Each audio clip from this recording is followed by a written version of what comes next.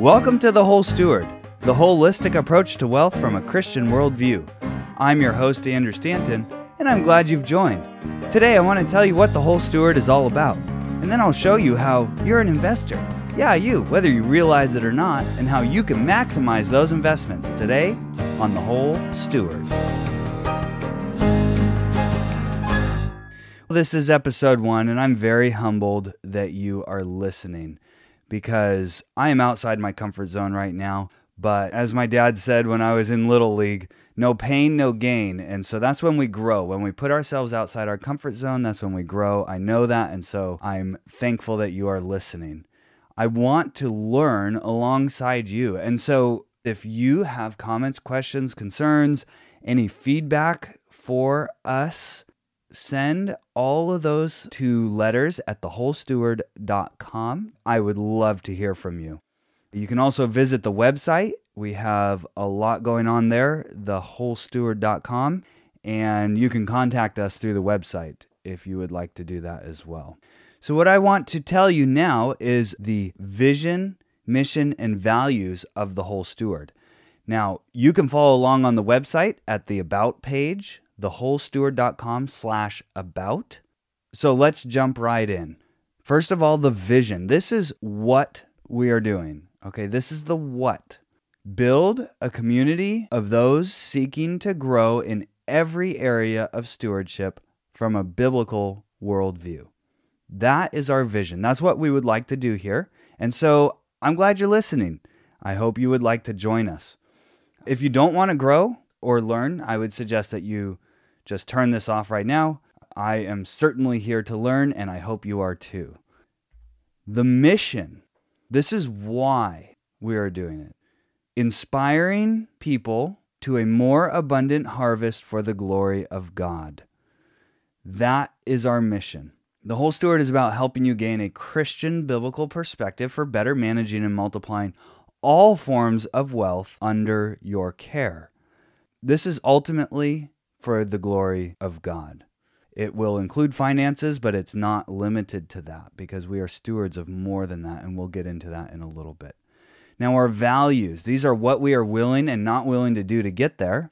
And our values come down. I have 9 listed here, and they correspond to each of the forms of capital that we'll get into in a little bit. But those are faith, gratitude, humility, curiosity, love, conservation, generosity, growth, and patience. We value what God values. Ultimately, there are many more values that could be derived from God and His Word and His nature. But I listed these specifically as corresponding to each form of capital. I had a little fun with that, and so those are it. Now, what about the name? How did we get the name The Whole Steward? My wife and I picked it very carefully, and it has a lot of meaning packed in there. So what I want to do is jump right into that now. I'm going to go from back to front of the name. So we're going to start with the word steward. Now, if you look on Google, after you get past all the definitions about, serving food on an airplane and things like that, on Google, it's a verb, definition number 2, as of this recording, to manage or look after, and then in parentheses, another's property. On Webster, it's a noun, definition 5, one who actively directs affairs, like a manager. Now, what does the Bible say? When we think of Christian stewardship, we often think of financial stewardship, but it's much more than that. And so let's look at 5 different scriptures here that pertain to what we're talking about, pertain to stewardship, okay? The first is Psalm 24:1. The earth is the Lord's and the fullness thereof, the world and those who dwell therein. Ecclesiastes 5:19 says, everyone also to whom God has given wealth and possessions and power to enjoy them and to accept his lot and rejoice in his toil, this is the gift of God. Or Luke 16:11, if then you have not been faithful in the unrighteous wealth, who will entrust to you the true riches? Or 1 Corinthians 6:19b through 20, you are not your own, for you were bought with a price. So glorify God in your body. 1 Corinthians 4:2. Moreover, it is required of stewards that they be found faithful. So what do we see? 5 quick points from these 5 verses. Number 1, everything is the Lord's. Number 2, God gives us wealth and possessions and the ability to enjoy them. Number 3, if you're not faithful with your earthly possessions, don't expect spiritual riches. Number 4, even your body belongs to God.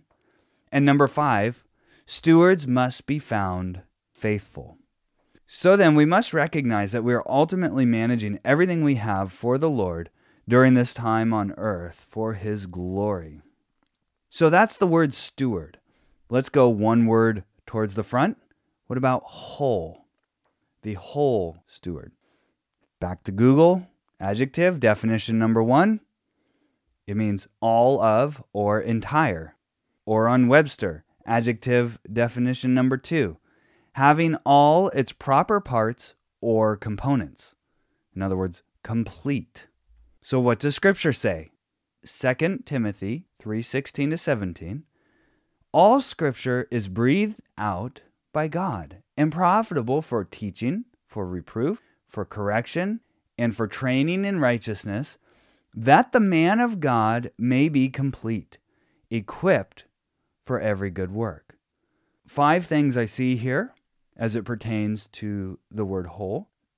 Number 1, Scripture presupposes divine origin and authority. Number 2, it's profitable. That means it's valuable for. Number 3, these 4 concepts that we see encompass the entirety of what's good in life. That is teaching, reproof, correction, and training in righteousness. That's everything. Number 4, man, that the man of God. This is anthropos. It means mankind or human being. It includes men and women. And then number 5, the word complete. That the man of God or woman of God may be complete, perfect, complete, fitted, ready for every good work. So, the whole steward then, whole means having all the parts of stewardship in mind, having all the forms of capital under our care being managed well. So we've seen the word steward, the word whole, and now what about the? Well, the whole steward is this show, but it's also the one who considers all these things as important and seeks to grow in every area of stewardship from a biblical Christian worldview. So you can be a whole steward. I can be a whole steward. This show is the whole steward. I have a quote here from Larry Burkett, which says, "The one principle that surrounds everything else is that of stewardship, that we are managers of everything God has given us." End quote. So then, what are the different areas that we are managing? It would be good to know what they are, right? It's important to understand so that you know what you're managing, so you can better understand the interaction between them, and then you can better optimize what you're doing. So when we come back, I will dive into the 9 forms of capital that the whole steward recognizes as being under their care for a short time as a steward granted by God to do the best we can for God's glory. Next on The Whole Steward.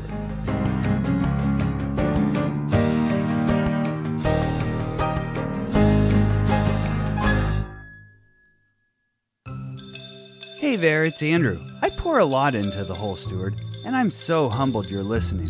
Did you know I regularly post new articles to our website? I also send the Holistic Approach to Wealth newsletter once a week, to which you can subscribe at thewholesteward.com/newsletter. If you're enjoying what you're hearing on the show, would you share it with a friend or leave us a review? I'd really appreciate it. Oh, and thanks for listening.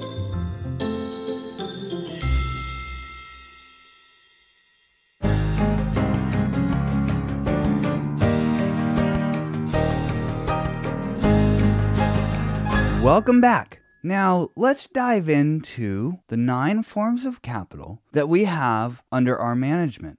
Now, as whole stewards, we recognize that all of these areas are under our care for a short amount of time while we're on this earth, granted by God as gifts to manage for His glory. So, the first area is spiritual capital, spirituality. That is your faith, meditation, prayer, knowing God.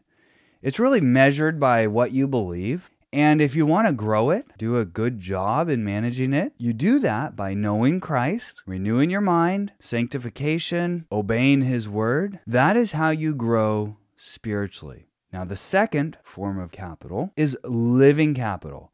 That's our bodies, our hands, our feet. It's also food, water, bacteria, plants, animals. You might say, why'd you say bacteria? Well, the whole steward recognizes how important bacteria is to our physical life. We'll get into that later, but it's important to care well for it. How do you grow your living capital? Well, it's measured by what you grow. It's measured by how you treat your physical bodies and all the living creatures under your care, and also those things that are vital for life. How do you grow them? Well, to improve your physical health, to grow plants and animals, to improve your land, to take care of those things well.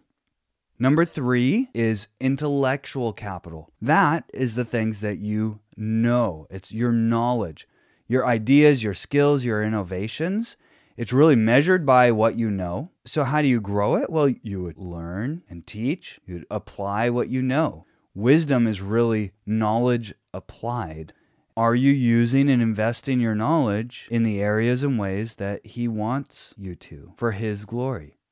Number 4, experiential capital. This includes your successes, your failures, wisdom, memories. It's measured by the risks you take. And so the way that you grow it is to take risks, try new things. That's how you gain experience. It's a little bit more than just knowing things. It's knowing things experientially. Number 5 is social capital. Your relationships. That's your friends, your family, influences, mentors, partners. It's measured by who you know. And the way that you grow it is to love people, help others, have good relationships, really. That will grow your relational capital.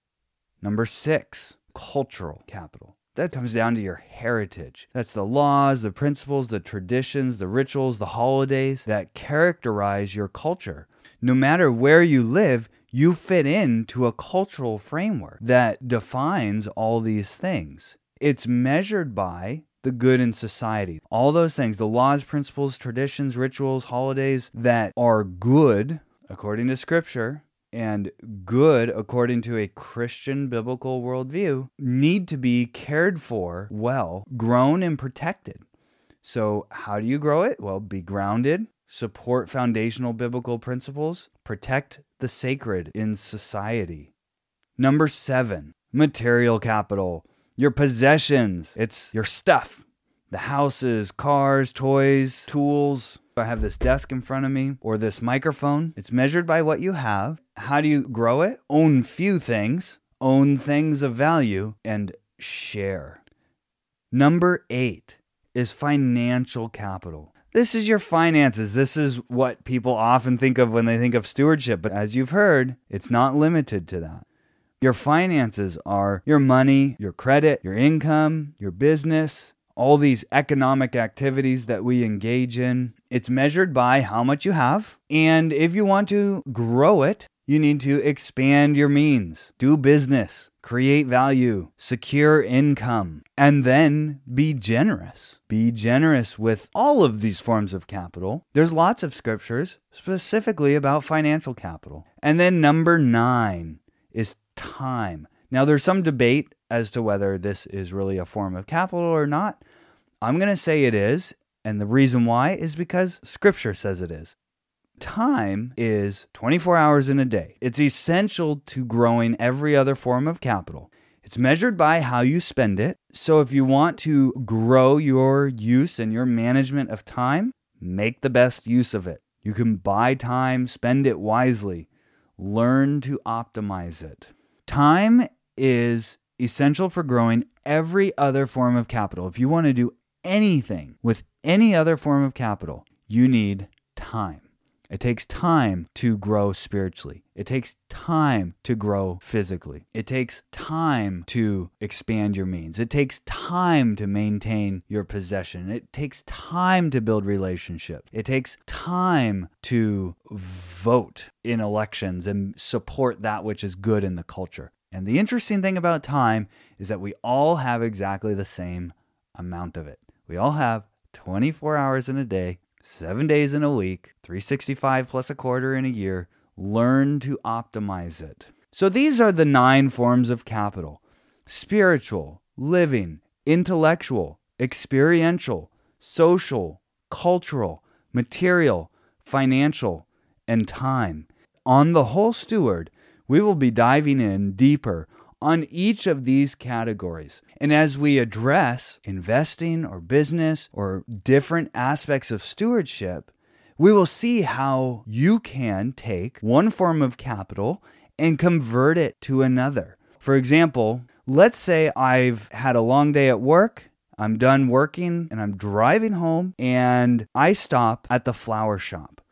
I go into the flower shop and I pick out a bouquet of 12 roses.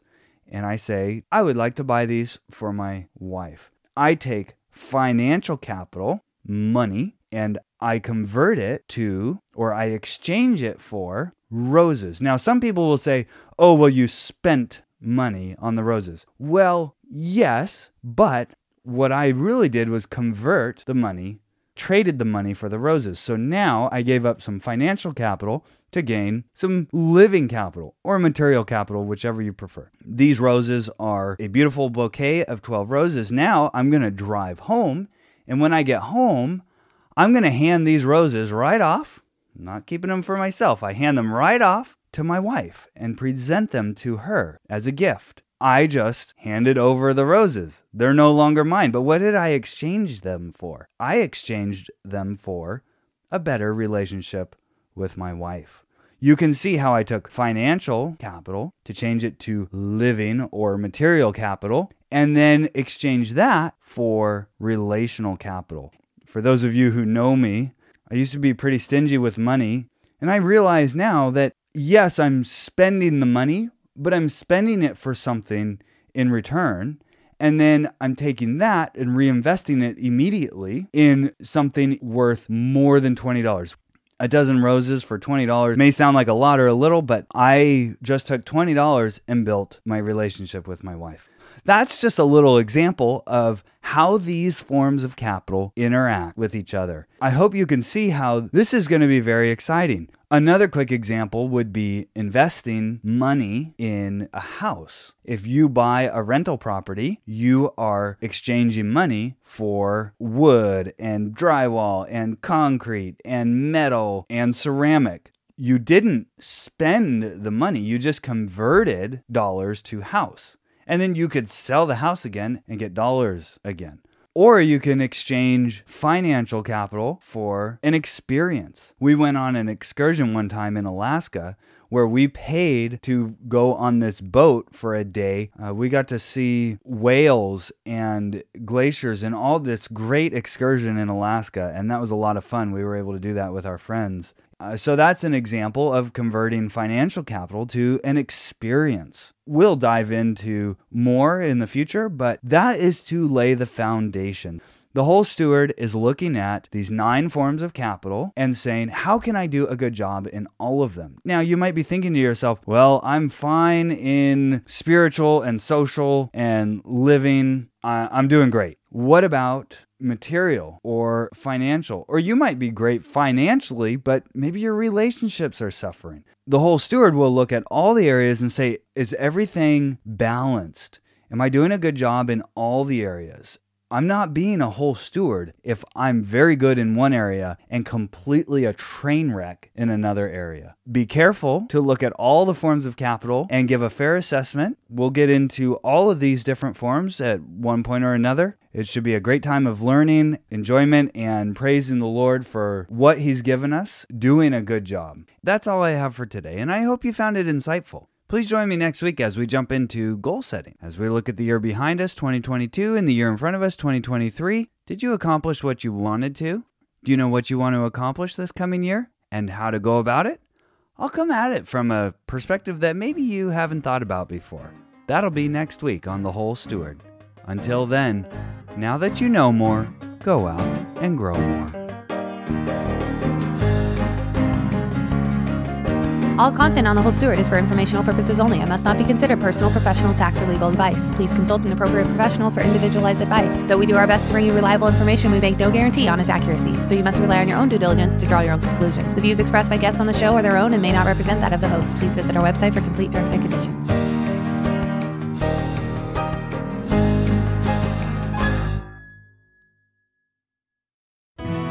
Thanks for joining us today for the holistic approach to wealth from a Christian worldview. This show is brought to you by thewholesteward.com.